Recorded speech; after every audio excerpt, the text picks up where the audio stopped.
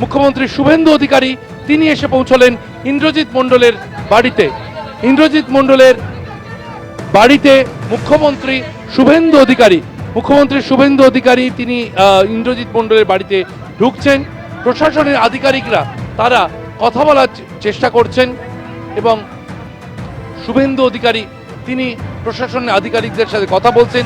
ইন্দ্রজিৎ মণ্ডলের বাড়ির সামনে দাঁড়িয়ে রয়েছেন মুখ্যমন্ত্রী শুভেন্দু অধিকারী।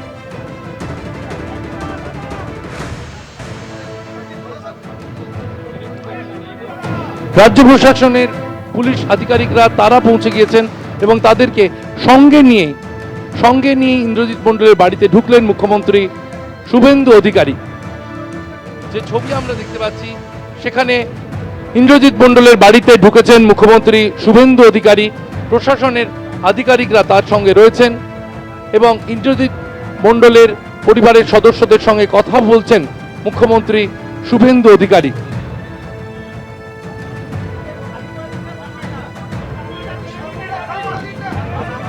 গণপিটুনিতে মৃত্যু হয়েছে ইন্দ্রজিৎ মণ্ডলের।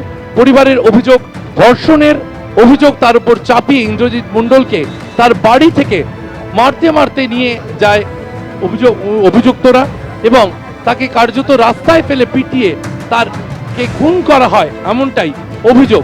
এবং গণপিটুনির জেরে মৃত্যু, সেই মৃত্যুতে ইন্দ্রজিৎ মণ্ডলের মৃত্যুর জেরে আজ সেই পরিবারের সঙ্গে আক্রান্ত যে পরিবার, ইন্দ্রজিৎ মণ্ডলের বাবা মার সঙ্গে আজকে দেখা করতে এলেন মুখ্যমন্ত্রী শুভেন্দু অধিকারী। অতনু কুণ্ডু যে ছবি তুলে ধরছে তুমি দেখতে পাচ্ছ যে ইন্দ্রজিৎ মণ্ডলের বাড়ির সামনে আমরা দাঁড়িয়ে রয়েছি। ইন্দ্রজিৎ মণ্ডলের বাড়ির সামনে যে ছবি দেখা যাচ্ছে সেখানে প্রশাসনের আধিকারিকরা তারা রয়েছেন এবং শুভেন্দু অধিকারী রাজ্যের মুখ্যমন্ত্রী তিনি ইতিমধ্যেই ইন্দ্রজিৎ মণ্ডলের বাড়ির ভিতর রয়েছেন। সেখানে পরিবারের সদস্যদের সাথে কথা বলছেন। তার দাদার হাতে, ইন্দ্রজিৎ মণ্ডলের দাদা বাপি মণ্ডলের হাতে একটি চাকরির নিয়োগপত্র তুলে দিতে পারেন মুখ্যমন্ত্রী, এরকমটাই কিন্তু প্রশাসন সূত্রে খবর। দেবাশিস ধর এসে পৌঁছেছেন, তিনি ভিতরে যাওয়ার কথা, আমি কথা বলার চেষ্টা করব। দেবাশিস ধর তিনি ভেতরে গেলেন, ইন্দ্রজিৎ মণ্ডলের পরিবারের সদস্যদের সাথে কথা বলতে গিয়েছেন মুখ্যমন্ত্রী শুভেন্দু অধিকারী এবং তার সঙ্গেই কিন্তু স্থানীয় বিধায়ক হিসেবে আমরা দেখলাম যে বিধায়ক দেবাশিস ধর, সোনাপুর দক্ষিণের বিধায়ক, তিনি এই মুহূর্তে ইন্দ্রজিৎ মণ্ডলের বাড়িতে এলেন।